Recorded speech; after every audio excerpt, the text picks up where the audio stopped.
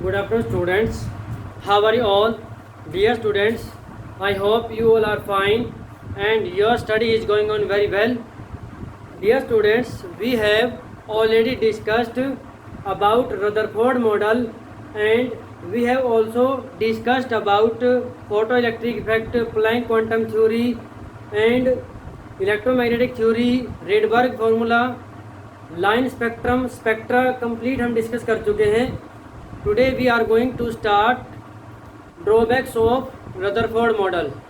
देखो dear students, हमने जब रदरफोर्ड मॉडल पढ़ा उसके बाद हमने ये कहा कि रदरफोर्ड मॉडल को उसके बाद नेक्स्ट जो मॉडल हमारा आता है Bohr model.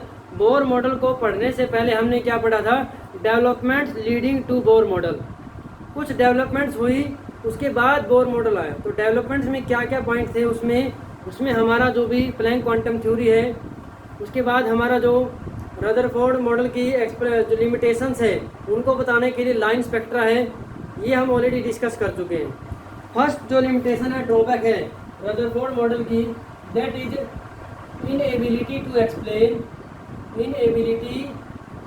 Explain stability of an atom, stability of an atom. तो डियर स्टूडेंट्स में ध्यान से सुनेंगे. According to Rutherford model, atom consist of heavily and positively charge particle nucleus present in the centre of atom and electrons revolve around the nucleus. Rutherford model के according electron जो है वो centre में present positive charge के heavy particle nucleus के चारों तरफ revolve करते हैं. ये अकॉर्डिंग टू रदरफोर्ड मॉडल है. Electrons revolve around the nucleus in the same way as planets revolve around the sun in solar system. जिस तरीके से सोलर सिस्टम में सन के चारों तरफ प्लैनेट्स रिवॉल्व करते हैं, उसी तरीके से रदरफोर्ड मॉडल के अकॉर्डिंग न्यूक्लियस के चारों तरफ इलेक्ट्रॉन रिवॉल्व करते हैं. But there are differences between these two. दोनों में डिफरेंस है. कैसे? फर्स्ट पॉइंट ये है, फर्स्ट डिफरेंस ये है, nucleus and electrons are microscopic particles, means very small particles होते हैं. These can not be seen with naked eye. But planets and sun, these are macroscopic, large bodies होती हैं. Second point, nucleus and electrons are charge particles, but solar system में sun and planets are, these are neutral particles. And one more thing, microscopic particle में जो हमने बोला है कि nucleus और जो इलेक्ट्रॉन्स हैं ये माइक्रोस्कोपिक है, इनके ऊपर न्यूटन्स के लॉज ऑफ मोशन जो है वो अप्लाई नहीं होते. बट जो सोलर सिस्टम के प्लैनेट्स हैं उनके ऊपर लॉज ऑफ मोशन जो अप्लाई होते हैं. नेक्स्ट मेन पॉइंट के ऊपर आते हैं, inability to explain the stability of an atom. Rutherford model के अकॉर्डिंग जब इलेक्ट्रॉन्स न्यूक्लियस के चारों तरफ रिवॉल्व करते हैं, इसका मतलब क्या है? चार्ज पार्टिकल इलेक्ट्रॉन जो है वो दूसरे चार्ज पार्टिकल के चारों तरफ रिवॉल्व कर रहे हैं. Then according to electromagnetic theory जो है उसके अकॉर्डिंग क्या होता है, जब चार पार्टिकल एक दूसरे के सराउंड में रिवॉल्व करते हैं तो due to force of attraction these should come closer to each other. अब देखो, हमने कहा था कि न्यूक्लियस सेंटर में है, पॉजिटिव चार्ज का न्यूक्लियस सेंटर में होता है. अगर इसके साइड में इलेक्ट्रॉन अगर रिवॉल्व करते हैं, अगर इसके साइड में इलेक्ट्रॉन रिवॉल्व करते हैं,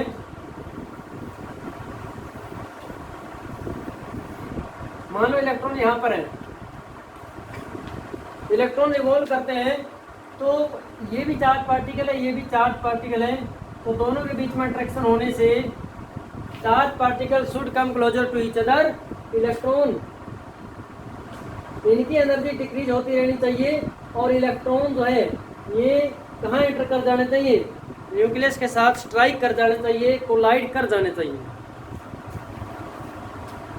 अकॉर्डिंग टू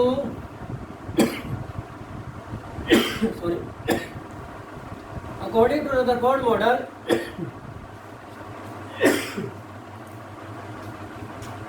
electrons,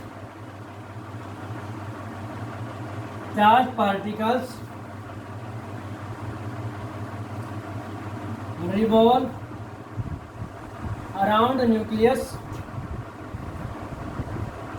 ये भी क्या है, charge particle. Then according to electromagnetic theory,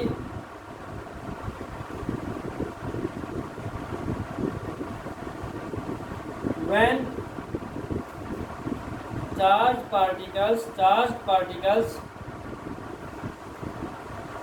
revolve around each other,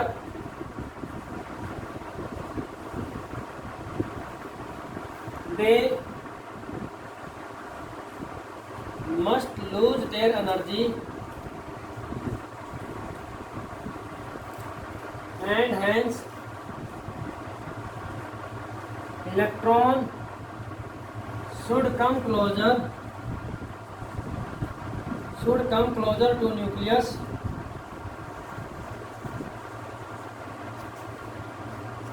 and collapse with each other। इसका मतलब ये है कि जब चार पार्टिकल एक दूसरे के सराउंड में रिवॉल्व करते हैं तो उनकी एनर्जी लूज होती है। इलेक्ट्रॉन जो है न्यूक्लियस के, इलेक्ट्रॉन ऑर्बिट जो होता है वो छोटा होता रहना चाहिए और इलेक्ट्रॉन जो है न्यूक्लियस के पास आता रहना चाहिए और उसके साथ कोलैप्स कर जाना चाहिए। But in actual this does not happen, ऐसा नहीं होता, एक्चुअल में ऐसा नहीं होता। Rutherford model could not explain about this, could not explain about the stability of atom। Actual में ऐसा नहीं होता, क्योंकि मॉलिक्यूल जो एटम जो स्टेबल होता है और ये जो स्टेबिलिटी एटम की उसको रदरफोर्ड मॉडल एक्सप्लेन नहीं कर पाता। First point. सेकंड लिमिटेशन क्या है, it could not explain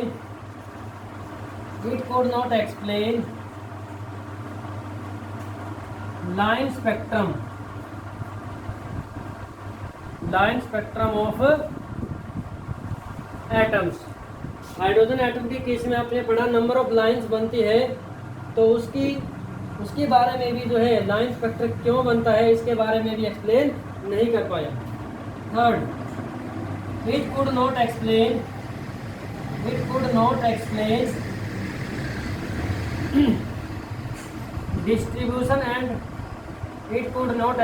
distribution of electrons and their energies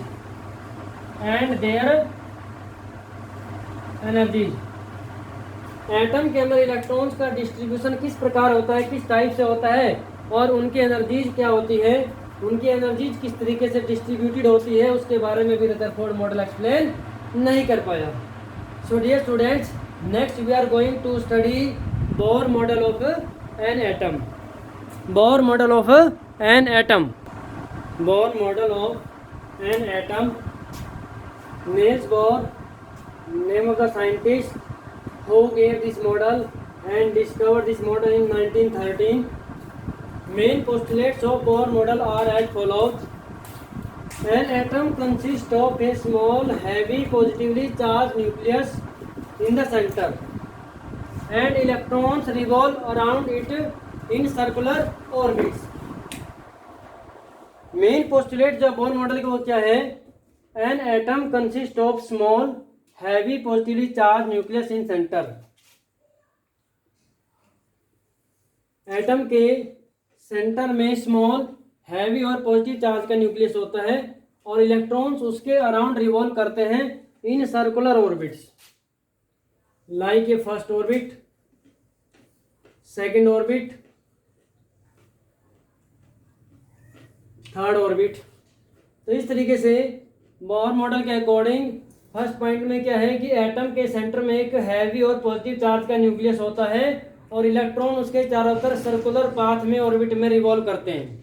second point, out of large number of circular orbits theoretically possible. मतलब क्या है कि अगर हम कहें कि न्यूक्लियस के चारों तरफ जो है 10, 12, 20 नंबर ऑफ ऑर्बिट्स हैं, थ्योरेटिकली हम कुछ भी बोल सकते हैं, but electrons revolve in fix number of orbits. ये जो फिक्स नंबर ऑफ ऑर्बिट्स हैं जिनके अंदर वो रिवॉल्व करते हैं, और उन ऑर्बिट्स को क्या कहते हैं, एनर्जी लेवल्स और स्टेशनरी स्टेट्स। यहाँ पर थोड़ा ध्यान देंगे। स्टेशनरी स्टेट्स का मतलब होता है, इसका मतलब ये नहीं है कि इलेक्ट्रॉन जो है इन सर्कुलर ऑर्बिट्स में वो स्टेशनरी है, वो कांस्टेंट है, वो रुके हुए हैं, नहीं। इसका मतलब ये है energies of these particular circular paths are fixed. ये जो सर्कुलर पाथ है, फर्स्ट सर्कुलर ऑर्बिट है, सेकंड है, थर्ड है, इनकी एनर्जी फिक्स होती है, इसीलिए इसको क्या बोला गया, स्टेशनरी स्टेट बोला गया है। यानी कि वो एनर्जी लेवल्स जिनकी एनर्जी फिक्स होती है, कांस्टेंट होती है, इसीलिए यहाँ पर स्टेशनरी वर्ड का यूज किया गया है। The different energy levels are numbered as 1, 2, 3, 4। इनको जो है, ये क्या होगा सेंटर में आपका nucleus, and these different energy levels और ऑर्बिट्स आर नंबर्ड एज, या तो इनको नंबर देंगे 1, 2, 3, 4, या इनको हम लेटर के एल एम, फर्स्ट जो है इसको के सेल देंगे, सेल या एनर्जी लेवल, नेक्स्ट को एल सेल, और नेक्स्ट क्या होता है के एल एम, एम सेल। इस तरीके से जो ऑर्बिट्स को नाम दिए गए हैं starting from the shell which is closest to nucleus, यानी कि जो सेल न्यूक्लियस के बिल्कुल पास में है वहां से स्टार्टिंग करके, और नेक्स्ट जो है इस तरीके से हमने के एल एम एटसेट्रा जो हमने इनको नाम दिए हैं। Of different energy states in case of hydrogen spectrum are given by Bohr formula. ये जो डिफरेंट एनर्जी स्टेट्स हैं, एनर्जी लेवल्स हैं, इनकी एनर्जी के लिए बोर ने फॉर्मूला दिया E n is equal to -2 pi square m e raise to power 4 divide by n square h square. अब ये स्टूडेंट यहाँ पर देखें, m is the mass of electron, E is the charge on electron, n is the number of cell, h is Planck constant। Planck constant h जो होता है इसकी value क्या होती है 6.626 multiply 10⁻⁻34 joule second. Mass of electron कितना होता है 9.11 मल्टीप्लाई 10⁻⁻31 किलोग्राम और -10⁻28 ग्राम। चार्ज और इलेक्ट्रॉन कितना होता है -1.6 मल्टीप्लाई 10⁻⁻19 कूलम। तो values of m, e and h, इन तीनों कांस्टेंट वैल्यूज को अगर पुट करते हैं फॉर्मूले में, then we get value of En, it is equal to -21.8 multiply 10⁻⁻19 divide by n square joule per atom. अब नेक्स्ट देखो, यही वैल्यू है तीन फॉर्म में अलग अलग दी गई है, क्योंकि न्यूमेरिकल प्रॉब्लम में आपको जो एनर्जी जूल में भी दी जा सकती है, इलेक्ट्रॉन वोल्ट में भी दी जा सकती है, किलो जूल में भी दी जा सकती है। अब यहाँ पे लिखा 1 electron volt is equal to 1.6022 multiply 10⁻⁻19 joule. अगर यहाँ पे देखो जूल पर एटम में है, जूल में है, अगर हम इसको इलेक्ट्रॉन वोल्ट में कन्वर्ट करेंगे तो इसको हम क्या करेंगे, इसको डिवाइड कर देंगे 1.6022 से, तो हमारे पास वैल्यू क्या आएगी -13.6 divide by n square electron volt पर एटम। उसके बाद यहाँ पर देखिए, this is the energy of 1 atom in joule, एक एटम की एनर्जी है जूल में, और हम क्या करें इसको कन्वर्ट करें किलो जूल में, तो क्या करेंगे 1000 से मल्टीप्लाई करेंगे, और पर एटम की बजाय पर मोल ले रखा है, एवोगाड्रो नंबर से हम क्या करेंगे इसको मल्टीप्लाई करेंगे। उस केस में हमारे पास जो वैल्यू आएगी -1312 divide by n square kilojoule per mole आएगी। और n क्या है, नंबर ऑफ सेल्स है, नंबर ऑफ एनर्जी लेवल्स हैं। n is equal to 1, 2, 3। n 1 किसके लिए, फर्स्ट लेवल के लिए, सेकंड जो है 2 जो है सेकंड लेवल के लिए, 3 जो है थर्ड लेवल के लिए। और जैसे जैसे न्यूक्लियस से दूर जो है मूव करते रहते हैं, फर्स्ट सेल या फर्स्ट एनर्जी लेवल, फिर सेकंड, फिर third, as we move from the nucleus toward the outer side, then energy of energy levels goes on increasing. देखो के सेल जो उसकी सबसे कम एनर्जी है, एल की ज़्यादा है, एम की उससे ज़्यादा है, एन की से ज़्यादा है, एंड सो ऑन। इस तरीके से एनर्जी लेवल क्या होता जाता है, वो इंक्रीज होता जाता है। और हाइड्रोजन लाइक पार्टिकल्स, अभी हमने हाइड्रोजन के लिए तो पढ़ा En is equal to -1312 divide by n square. But hydrogen like particle, hydrogen के जैसे अगर दूसरे पार्टिकल हों, हीलियम है, लिथियम है, कोई भी हमारे पास पार्टिकल हो, तो फॉर्मूला जो है एनर्जी का वो थोड़ा चेंज हो जाता है। उसमें क्या ऐड हो जाता है, जेड स्क्वायर ऐड हो जाता है। जेड क्या होता है, एटॉमिक नंबर ऑफ एलिमेंट। तो जेड क्या atomic number of element. For example helium atom, helium का आयन हो, लिथियम का आयन हो, जेड की वैल्यू एटॉमिक नंबर की वैल्यू क्या होती है, फिक्स होती है, जेड इज इक्वल टू 2। तो हीलियम के पार्टिकल्स की एनर्जी कैलकुलेट करनी हो तो वहां पर जेड की वैल्यू 2 साथ में लेंगे, 2 का स्क्वायर हो जाएगा, और अगर लिथियम हो तो 3 का स्क्वायर हो जाएगा। नेक्स्ट इंपॉर्टेंट पॉइंट है the radius of stationery states. Radii word use किया गया, रेडियाई का मतलब प्लूरल वर्ड है। रेडियाई ऑफ स्टेशनरी स्टेट, और न्यूक्लियस के चारों तरफ जो एनर्जी लेवल्स हैं उनकी रेडियस जो होती है वो फिक्स होती है। And are given, hydrogen atom के केस में रेडियाई का जो फॉर्मूला है r n is equal to a naught n square.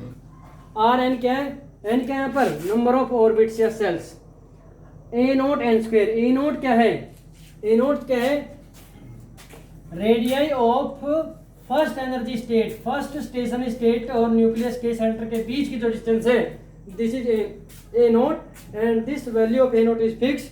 और इसकी वैल्यू क्या है 0.529 एंगस्ट्रॉम और 52.9 पिकोमीटर। पिकोमीटर होता है 10⁻⁻12 मीटर। और ये जो है फिक्स वैल्यू है फर्स्ट एनर्जी लेवल और न्यूक्लियस के सेंटर के बीच की डिस्टेंस है, ये सभी के अंदर हाइड्रोजन एटम में भी और हाइड्रोजन लाइक पार्टिकल्स में भी फिक्स रहती है। और इसकी वैल्यू जो है 52.9 पिकोमीटर है। इसको क्या बोला गया है, बोर रेडियस बोला गया है। अब ये तो था हाइड्रोजन एटम के लिए फॉर्मूला। अब हाइड्रोजन लाइक पार्टिकल हो then formula becomes r n is equal to a naught n square divide by Z हो जाता है। यहाँ पर जेड क्या एटॉमिक नंबर होता है। नेक्स्ट सी पॉइंट में क्या है, velocities of electrons in different orbits are given by. अब आपको पता है फर्स्ट एनर्जी लेवल में इलेक्ट्रॉन रिवॉल्व करेंगे, सेकंड में, थर्ड में, सभी में रिवॉल्व करते हैं। तो इलेक्ट्रॉन कितनी तेजी से रिवॉल्व कर रहा है उसकी वेलोसिटी क्या है, that is given by the formula v n is equal to v naught into Z by n. ये हाइड्रोजन लाइक पार्टिकल के लिए आ गए। तो यहाँ पर वी नॉट क्या है, जैसे a naught radius of first energy level था, ऐसे ही वी नॉट क्या है, फर्स्ट एनर्जी लेवल में इलेक्ट्रॉन कितनी स्पीड से रिवॉल्व कर रहा है, that is the value of v naught and it is equal to 2.188 multiply 10⁸ centimetre per second. और नीचे के लिए velocity of electron in first orbit of hydrogen atom. Next है since electrons revolve only in those orbits which have fixed values of energy. जैसा कि हमें पता है इलेक्ट्रॉन उन्हीं एनर्जी लेवल में रिवॉल्व करते हैं जिनकी एनर्जी फिक्स होती है। और जब एनर्जी लेवल की वैल्यू फिक्स होगी इसका मतलब क्या है, दैट इज क्वांटाइज। उसके लिए हम वर्ड यूज कर सकते हैं क्वांटाइज।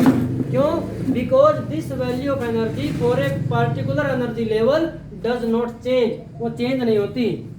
अब देखो आप कहेंगे कि एनर्जी लेवल की एनर्जी जब चेंज नहीं होती, इलेक्ट्रॉन्स की एनर्जी कम ज़्यादा क्यों होती है, जब इलेक्ट्रॉन मान लो यहाँ पर है फर्स्ट एनर्जी लेवल में है तो इसकी वैल्यू जो है कितनी होती है, E n is equal to E one is equal to क्या हो जाएगा -1312 डिवाइड बाई एन स्क्वेयर। और यहाँ पे एन की वैल्यू क्या हो जाएगी 1, तो -1312 डिवाइड बाई एन की वैल्यू 1 का स्क्वेयर, तो ये क्या हो जाएगी -1312 किलो जूल पर मोल हो जाएगी। तो एन की वैल्यू 1 पुट कर दी। अब इलेक्ट्रॉन जाता है सेकंड एनर्जी लेवल में, तो ये क्या हो जाएगा E2 सेकंड एनर्जी लेवल, यानी कि फर्स्ट है E1 मान ले, सेकंड को E2 मान ले। तो सेकंड एनर्जी लेवल में एन की वैल्यू क्या कर देंगे पुट 2, तो 2 का स्क्वायर हो जाएगा। इसका मतलब क्या है, जब इलेक्ट्रॉन एक एनर्जी लेवल से दूसरे में जा रहा है तो इलेक्ट्रॉन की एनर्जी चेंज हो जाती है। क्यों, बिकॉज दूसरे लेवल में जाने पर दूसरे लेवल की फिक्स्ड जो वैल्यू है वो वैल्यू इलेक्ट्रॉन की हो जाती है। तो इस तरीके से जब इलेक्ट्रॉन फर्स्ट सेकंड या हायर जो भी ऑर्बिट्स हैं उनमें जब इलेक्ट्रॉन मूव करता है तो उसकी एनर्जी जो है वो चेंज होती रहती है। तो इसीलिए हमने कहा कि जब इलेक्ट्रॉन पार्टिकुलर एनर्जी लेवल में है तो उसकी एनर्जी क्या क्वांटाइज है, फिक्स है। लाइक लास्ट पॉइंट में क्या, लाइक एनर्जी, जैसे एनर्जी फिक्स होती है ऐसे ही पार्टिकुलर एनर्जी लेवल के लिए एंगुलर मोमेंटम जो होता है उसकी वैल्यू भी क्या होती है, फिक्स होती है। मोमेंटम क्या होता है, momentum P is equal to mv होता है, ये लीनियर मोमेंटम होता है। Linear momentum mass into velocity होता है। और एंगुलर मोमेंटम है किसी पार्टिकुलर सेंटर में कोई पॉइंट है या पार्टिकल उसके चारों तरफ जब रिवॉल्व करते हैं वहां पर एंगुलर मोमेंटम यूज करेंगे, तो उसके साथ में रेडियस को कंसीडर कर लिया गया है। तो ये बन जाएगा mvr and it is equal to nh divide by 2 pi. h क्या होता है? Planck constant. n क्या है? Energy level. और 2 क्या है? कांस्टेंट। और पाई भी क्या है? कांस्टेंट वैल्यू है। When electrons in an atom in their lowest energy state revolve around nucleus, that energy state is called ground state। तो डायग्राम में देखें, मान लो ये न्यूक्लियस है, इसके साथ में जो फर्स्ट ऑर्बिट है हमने ये मान लिया कि यहाँ पर इलेक्ट्रॉन है। तो जब किसी एटम के अंदर इलेक्ट्रॉन लोवेस्ट एनर्जी स्टेट, या ये जरूरी नहीं है कि फर्स्ट ही होगा लोवेस्ट एनर्जी स्टेट, इलेक्ट्रॉन किसी भी सेल में अगर लोअर, जैसे मान लो यहाँ पर सेकंड में होता, हम उसको कंसीडर करते तो उसको लोवेस्ट एनर्जी स्टेट मानते हैं। यहाँ पर हमने इलेक्ट्रॉन को लिया है तो this is lowest energy state. तो जब लोवेस्ट एनर्जी स्टेट में कोई एटम है, कोई इलेक्ट्रॉन है एटम के अंदर, तो उस एनर्जी स्टेट को हम बोलते हैं ग्राउंड स्टेट और नॉर्मल स्टेट। उसके बाद कोई भी इलेक्ट्रॉन एक ऑर्बिट से दूसरे ऑर्बिट में तभी जंप करता है जब वो एनर्जी को गेन करता है, एब्जॉर्ब करता है या एमिट करता है। तो जब एनर्जी को गेन करेगा, for example H new energy जो है इसको दी गई, ये इलेक्ट्रॉन जब इसको एनर्जी दी गई अपनी ग्राउंड स्टेट से नॉर्मल एनर्जी लेवल से ज़्यादा एनर्जी होगी और ये कहाँ चला जाता है? नेक्स्ट हायर एनर्जी लेवल में चला गया। मान लो ये इसके बाद इस लेवल में चला जाता है। तो इलेक्ट्रॉन यही था, सेम इलेक्ट्रॉन जब नेक्स्ट जो है हायर लेवल में गया तो इसकी एनर्जी क्या हो गई? चेंज हो गई। क्यों? Because energy of electron is according to energy of energy level. Energy level की एनर्जी चेंज है, इसीलिए इस इलेक्ट्रॉन की एनर्जी चेंज हो गई है। अब उसके बाद क्या होते हैं? जो higher excited state, higher energy state, जहां पर इलेक्ट्रॉन रेडिएशन को एब्जॉर्ब करने के बाद जाता है उसे हम क्या बोलेंगे? एक्साइटेड स्टेट बोलेंगे। And important thing is that excited state में कभी भी इलेक्ट्रॉन, मतलब इलेक्ट्रॉन एनर्जी गेन करके हायर एनर्जी लेवल में परमानेंट नहीं जाता, वहां से वो दोबारा अपने ग्राउंड लेवल में आता है। इसको हम कैसे समझते हैं? जैसे फॉर एग्जांपल हम जो कहीं अपने रिलेशनशिप में रिलेटिव के वहाँ जाते हैं तो हम वहाँ पर परमानेंट नहीं जाते, एक दिन के लिए 2 दिन के लिए जाते हैं और दोबारा से 1-2 दिन बाद हम अपने घर वापस आ जाते हैं। इन द सेम वे जब इलेक्ट्रॉन ग्राउंड स्टेट से इलेक्ट्रॉन एनर्जी एब्जॉर्ब करके हायर एनर्जी लेवल में जाता है तो वहाँ से वो दोबारा से अपने एनर्जी लेवल में आता है। अब इलेक्ट्रॉन यहाँ से एनर्जी गेन करके गया था, तो जिस वेवलेंथ की एनर्जी को गेन करके यहाँ पहुँचता है तो सेम अमाउंट ऑफ एनर्जी वो वापिस जब यहाँ पे आता है तो रिलीज करता है साथ में। तो that change in energy is calculated by the formula delta E. क्या? Change in energy, it is equal to E2 minus E1। E2 क्या था? एक्साइटेड स्टेट की एनर्जी, और E1 क्या है? ग्राउंड स्टेट की एनर्जी होती है। तो यहाँ से आप क्या देख सकते हैं? इसका मतलब ये है जब इलेक्ट्रॉन एक एनर्जी लेवल से दूसरे में जाता है तो उसकी एनर्जी ग्रेजुअली और कॉन्टिन्यूसली चेंज नहीं होती, इट चेंजेस अब्रप्टली, तेजी से और डिसकॉन्टिन्यूसली चेंज होती है।